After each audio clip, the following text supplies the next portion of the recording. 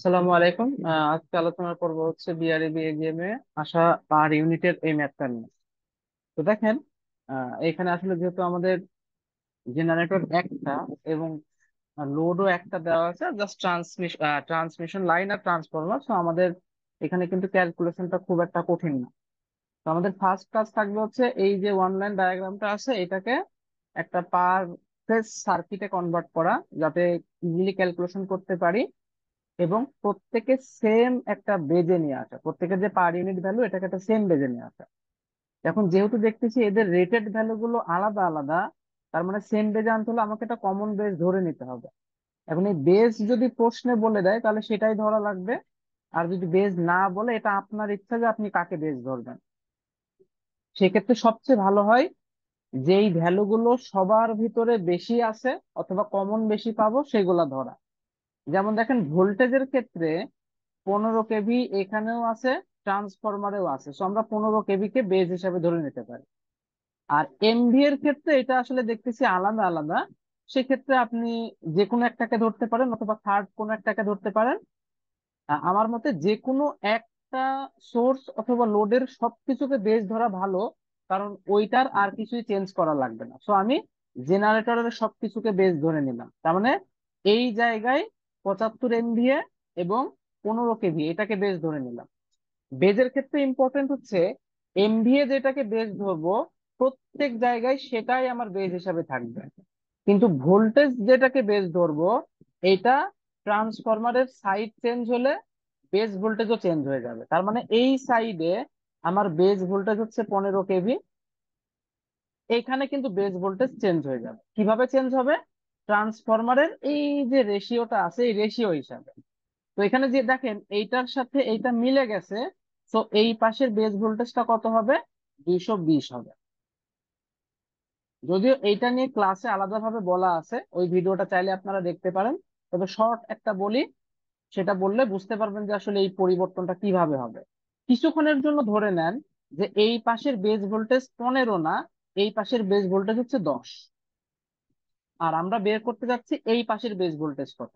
এটা দেখেন high side, তাহলে ট্রান্সফরমারের হাইটাকে আমরা উপরে লিখবো, লোটাকে নিচে লিখবো, আর এই যে এইটাকে পরিবর্তন করতে চাচ্ছি এইটাকে গুণ করে দিবে।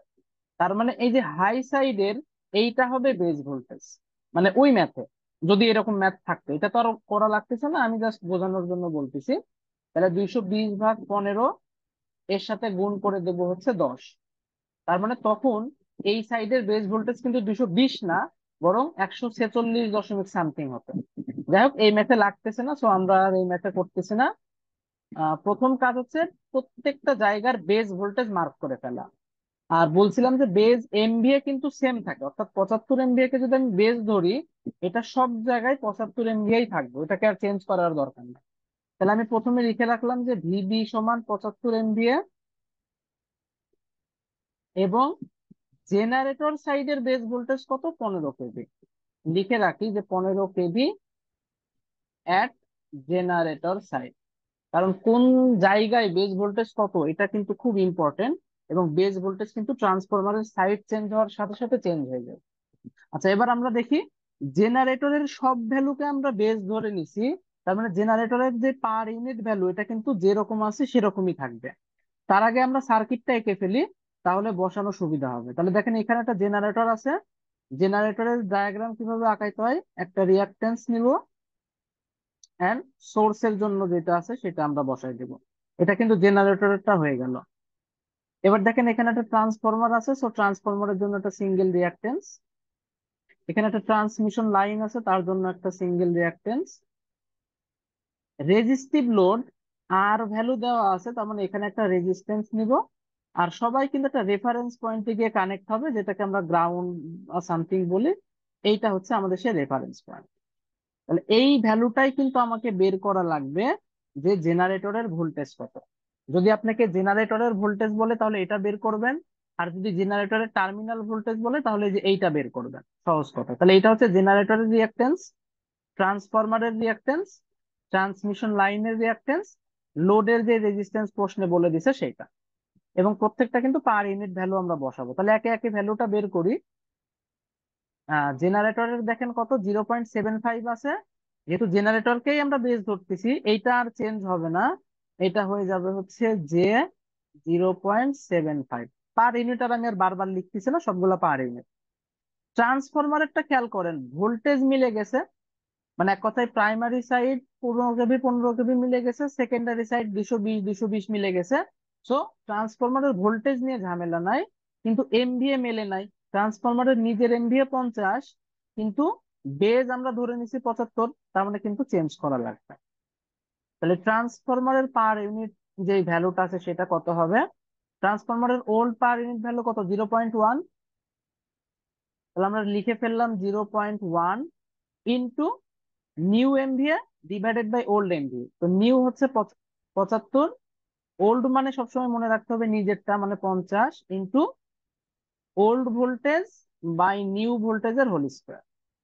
বাস, এটা করে দিলে কিন্তু আমাদের ট্রান্সফরমারের ইয়ে চলে আসবে।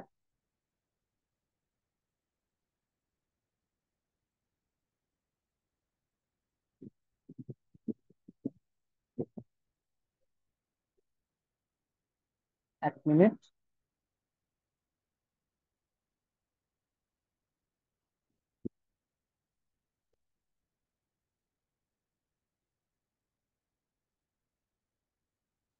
আচ্ছা, আমরা তাহলে করি 0.1 ইন্টু 75 ডিভাইডেড বাই 50। এটা তো 1 স্কোয়ার, করলেও চলতেছে না করলে চলছে। এটা কত আসতেছে? 0.15। তাহলে এক্স কি হচ্ছে? 0.15 পার ইউনিট। তার মানে এটা হচ্ছে নিউ বেজের যে পার ইউনিট সেটা। কারণ যেহেতু সবাইকে আমাকে একটা কমন বেজে রাখতে হবে ক্যালকুলেশনের জন্য, তাহলে এটা হচ্ছে যে 0.15। এটা হচ্ছে ট্রান্সমিশন লাইনের জন্য। তো এই দেখেন ট্রান্সমিশন লাইনের ভ্যালুটা অ্যাকচুয়ালি দেওয়া আছে, মানে ওহমটা। তাহলে আমাকে আগে কি এইখানকার, মানে এই পুরো সাইডটা তো একটা একটা সাইড, এখানে আর তো ট্রান্সফরমার নাই। তাহলে এই পুরো সাইডের জন্য একটা বেজ ইম্পিডেন্স বের করা লাগবে। দেখেন এইখানকার বেজ ভোল্টেজ 220, আর বেজ এমভিএ তো 75 বলেই দিছি। তাহলে ট্রান্সমিশন লাইন সাইডের বেজ ইম্পিডেন্স কত?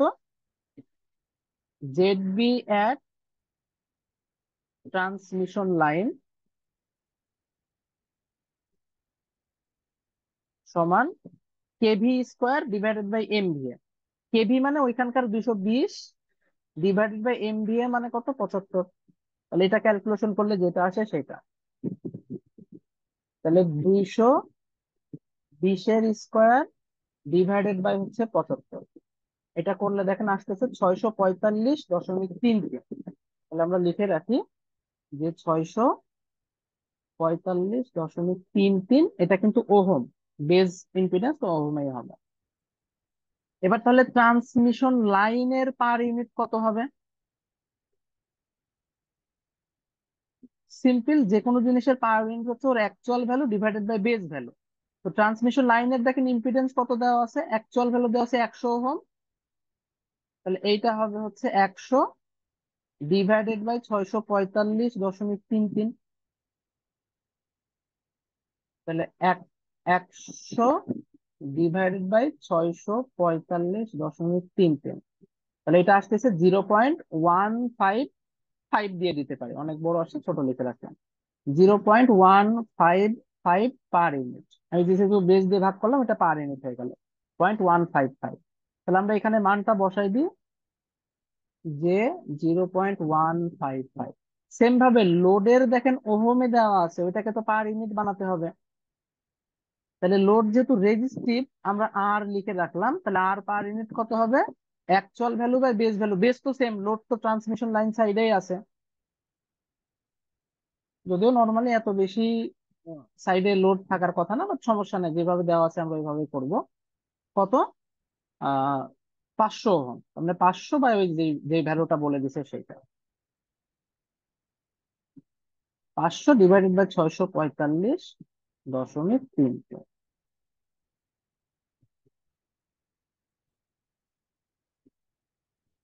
45.33।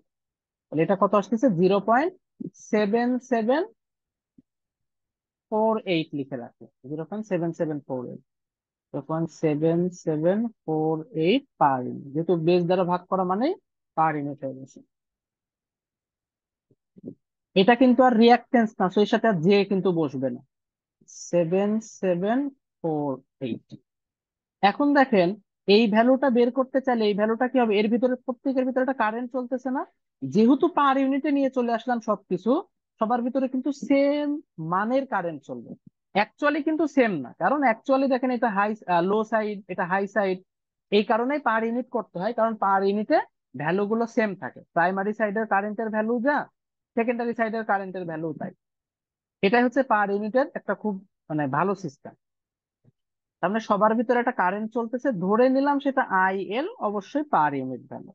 তাহলে ইজি সমান কত হবে, আই এল ইন্টু এই সবার রিয়াক্টেন্স যোগ, মানে এক কথায় ইম্পিডেন্স যোগ করে দিলেই আমি ইজি পাবো, মানে ভি সমান আই ইন্টু জেড, সহজ কথা। তাহলে প্রথমে আমাকে কিন্তু আই বের করা লাগবে। তো আমি প্রথমে আই এল এর অ্যাকচুয়াল ভ্যালুটা বের করি, অথবা আপনি যদি মনে করেন একবারে পার ইউনিট বের করবো তাওতেও চলবে, কোনো সমস্যা নাই। আই এল পার ইউনিট সমান আই এল এর আচ্ছা আমরা এইভাবে লিখি, per unit divided by R per unit, এটাই তো আমাদের লোডের current, V per unit divided by R per unit. তো ভি পার ইউনিট কত,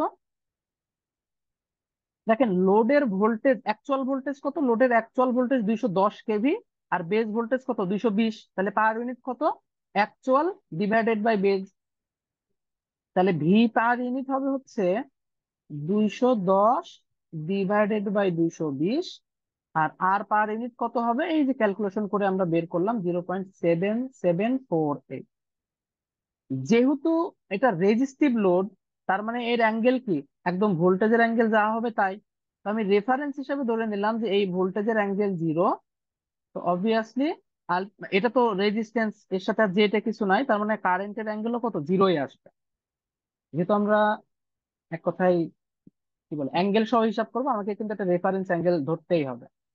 তাহলে 210 ডিভাইডেড বাই 220, আর নিচে দেখেন কত যাবে, 0.7748। তাহলে এটা আসতেছে 1.232, 1.232 অ্যাঙ্গেল 0 ডিগ্রি, অবশ্যই পার ইউনিট। তার মানে কিন্তু আমাদের দেখেন বের হয়ে গেছে, জাস্ট এখানে একটা কেভিএল অ্যাপ্লাই করে দিলেই কাজ শেষ। তাহলে ইজি এটা সমান কত হবে, বা ইজির পার ইউনিট কত হবে, এই যে I L per unit into total যে ইম্পিডেন্স আছে সেইটা। আমি আর এটা লিখলাম না, একবারে তুলে দিই ক্যালকুলেটরে যেটা আসছে। আচ্ছা আমি একটু সংক্ষেপ করি, 1.232 ইন্টু কারেন্টের সাথে টোটাল ইম্পিডেন্সটা যোগ করব, তাহলে টোটাল ইম্পিডেন্স কত, এই যে 0.7748 প্লাস 0.155 প্লাস এই আই সহ কিন্তু হিসাব করা জরুরি। আর যদি মনে করেন যে আমি আই সহ হিসাব করব না, তাহলে কি করা লাগবে, রুট ওভার এইটার স্কোয়ার প্লাস এদের সম্মিলিত স্কোয়ার, বাট ওইটা আমাদের কাছে খুব ঝামেলা লাগে, এই জন্য আমি আর ওই দিকে যাচ্ছি না। 0.5i প্লাস 0.75i, এইটা করে দিলে আমাদের আসতেছে কত দেখেন, 1.6126, 53.7 ডিগ্রি। 1.6126 অ্যাঙ্গেল হচ্ছে 53.7 ডিগ্রি, অবশ্যই পারেনি। আর আমি চাচ্ছি এটার অ্যাকচুয়াল বের করা, এটা বলতেই বোঝাচ্ছি কি জেনারেটর ভোল্টেজ।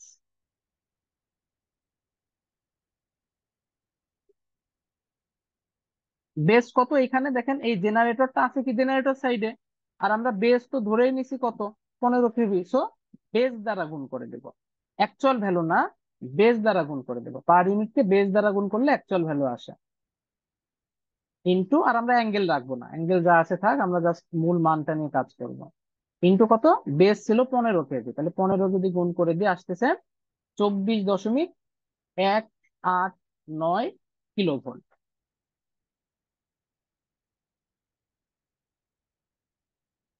এইটাই হচ্ছে আমাদের অ্যান্সার। এবং এটা অবশ্যই কি ভ্যালু, যেহেতু 15 দ্বারা গুণ করছি, এটা হচ্ছে লাইন ভ্যালু।